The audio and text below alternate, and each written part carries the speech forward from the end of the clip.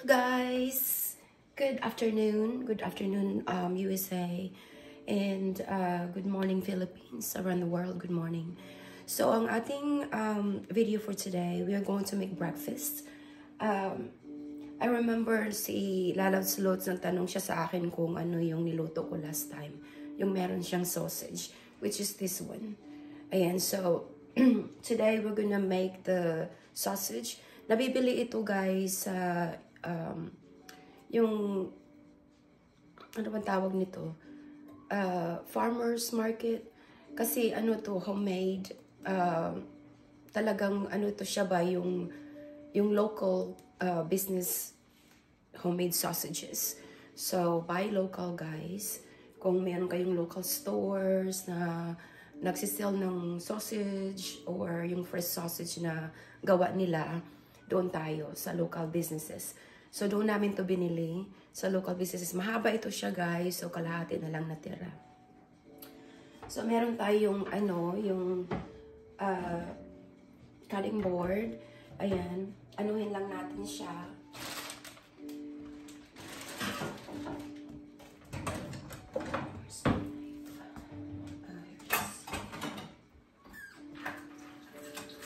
So, ito yung ginawa ko nung last time na gumawa ako ng eggs with sausage, Lalabs Lots. So, ito siya. Ito siya yung sausage na gumawa ako ng breakfast for dinner. Ayan. And, speaking of breakfast for dinner, dito kasi sa US, mga AFAM dito, minsan nagluluto sila ng breakfast food for dinner. Ganon. Kaya tinatawag nilang breakfast for dinner. Kasi may time na yung parabang yung nag-ano tayo, mainit na yung aking parabang yung nag-craving tayo ng pang-umagahan na pagkain kahit gabi na. So, dito sa US, yan ang ginagawa namin. Pag nag-craving kami ng breakfast for dinner, nagluluto kami ng breakfast food for dinner. Ayan, ganun yan. Para makakain din ng breakfast food kahit na panghapunan na siya, ganun.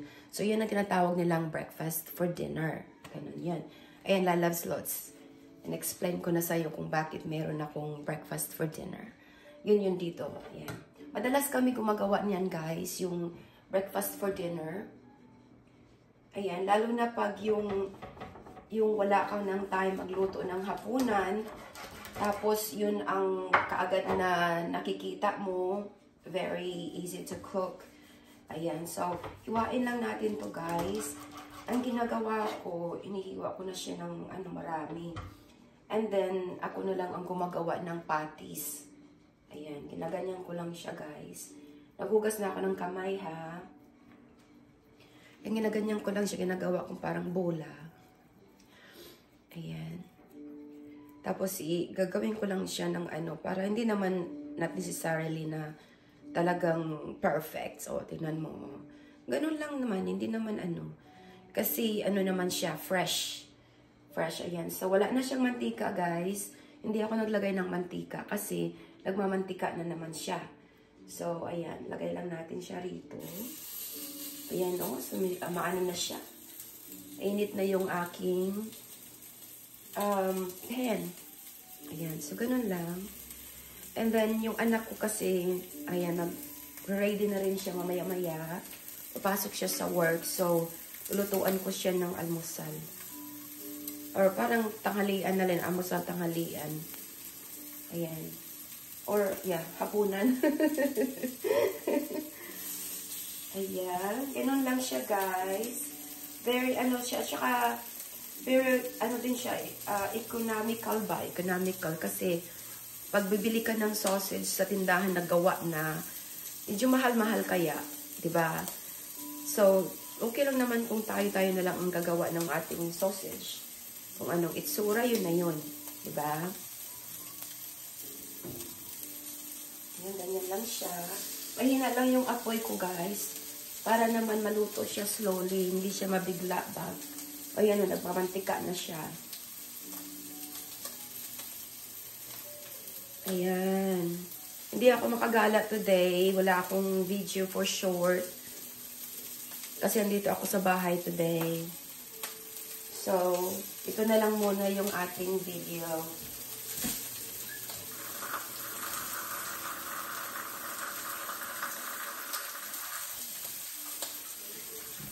So, medyo maaraw-araw na ngayon, guys.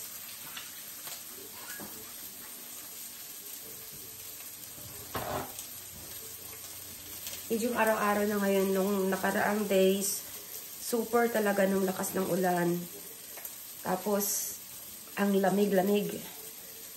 Kaya yung ubo at sipon ko, hindi nawawala. Sa lamig at saka sa ginaw. Ayan. Iwa ulit tayo.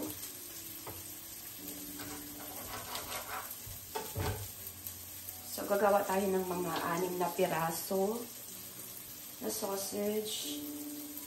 Ayan, naluluto na siya. Yun sa kabila. At saka, hindi ko na siya sini-season. I don't season the sausage because it's already seasoned when, nung binili namin.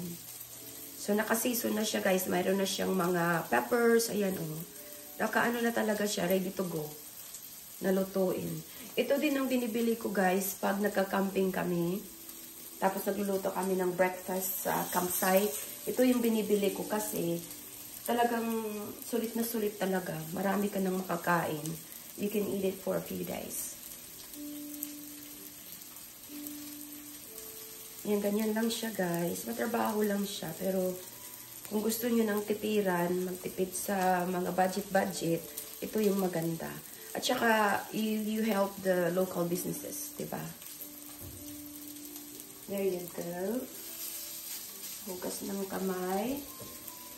Ayan, ano lang ginagawa ko, guys, 6 na piraso. Kasi kami lang naman ng anak ko ang kakain.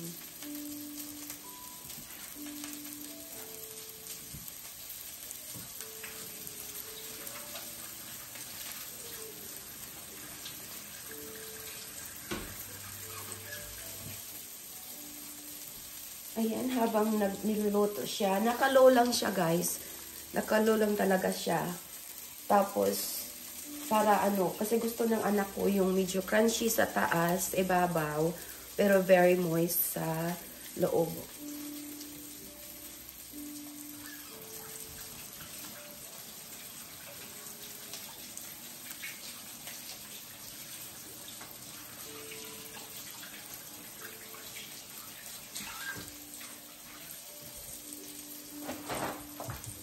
Ayan. So, malapit na siyang maluto sa kabila. Tingnan natin.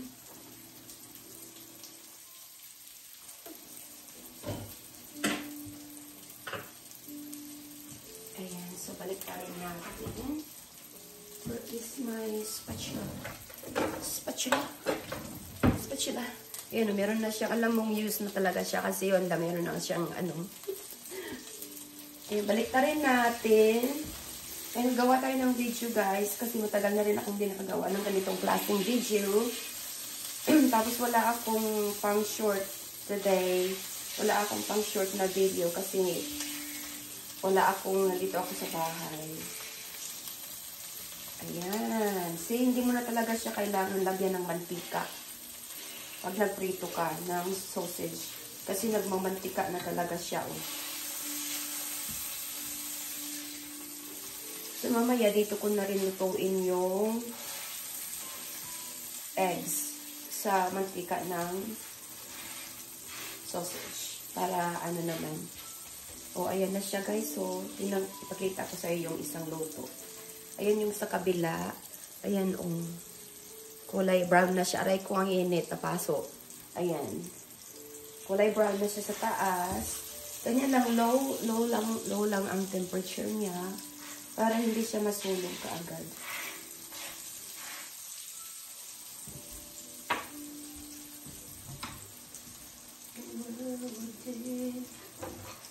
Ayan, nandito na ako sa ano. Takpan natin. Para naman talagang sulit na sulit yung ano niya. Yung kanyang pagkaluto ba.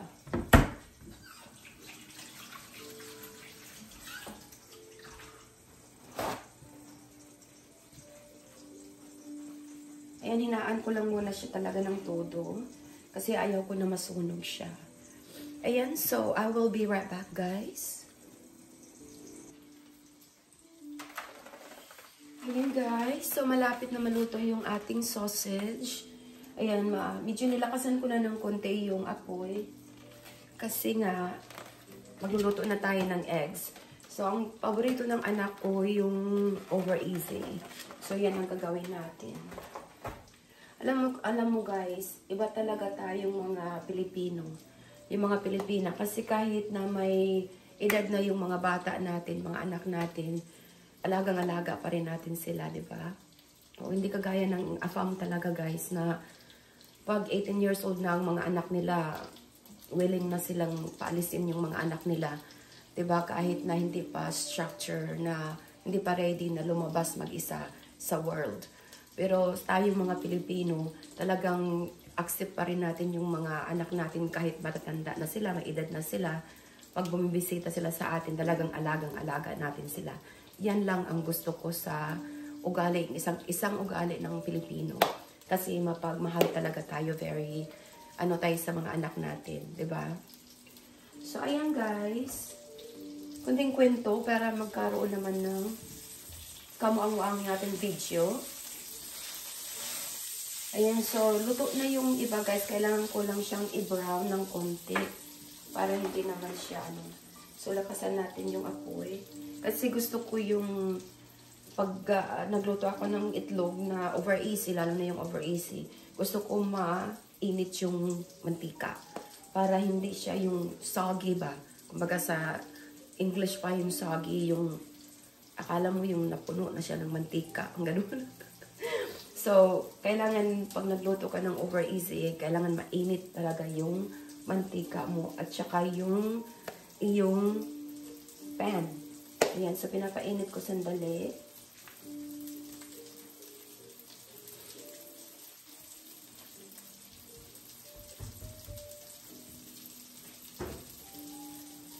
Ayan.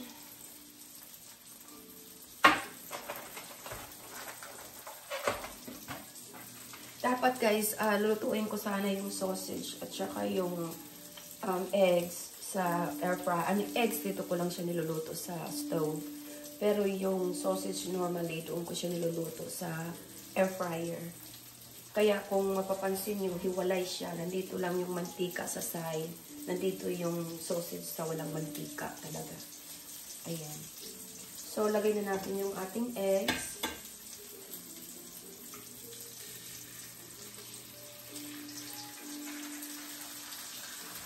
Ayan, nagaano na siya.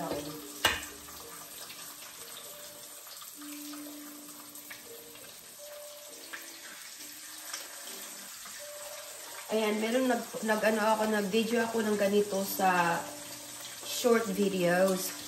Tapos merong nag-comment doon na marami daw mantika yung aking eggs. Eh, paano ka pa pala magluto ng over easy kung walang mantika? Diba?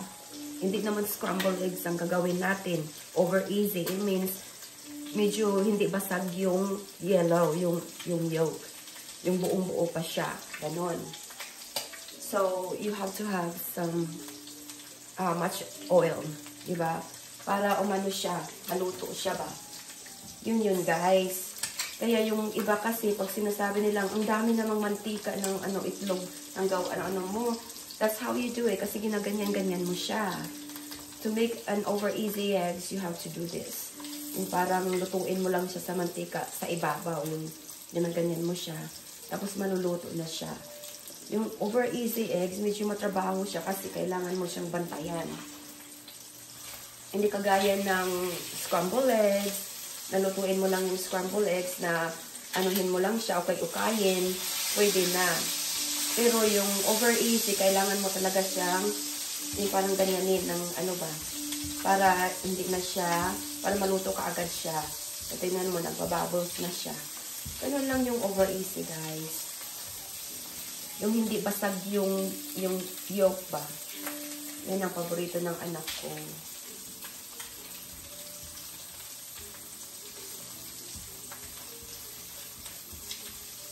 Yan ang gustong-gusto ko sa ugali nating Pilipino kasi talagang alagang-alaga natin yung mga anak natin. Ako hindi ako nagsasawa mag-alaga sa anak ko. Lutuan, kung anong kailangan, yun, why not, diba?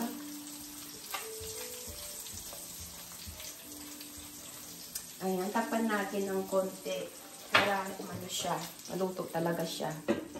Ayan, malapit na siyang maluto, guys. So, dito na tayo mag-end kasi mahaba na yung videos natin. Kung may time ako mamaya, I will mag-video ulit ako para kakain. Ganun, so thank you so much for watching my videos. And thank you so much for subscribing to my channel. And sa lahat ng aking mga members, as always, my members and new members, my new subscribers, to all my legit supporters, thank you so much. Kahit na minsan lang ako nakakadalaw sa inyo, nagtitake time pa rin kayo na sumilip sa channel ko. So thank you so much po. Ayan, God bless. Please be humble. Please be humble po. That's all I'm going to say. Be humble. Be respectful, be kind to one another, and be humble. Yan lang po ang sasabihin ko, be humble talaga. Ayan, I love you guys. Bye. Ito na guys. Ito na yung ating sausage. Ayan. Ayan o, crunchy siya sa taas, ibabaw, pero very moist siya sa loob. And then here is our over easy eggs. Ayan, yung hindi siya basag yung yolk niya, hindi basag. Ayan, yan ang gustong-gusto ng anak ko, yung over easy eggs. Ayan. Bye guys.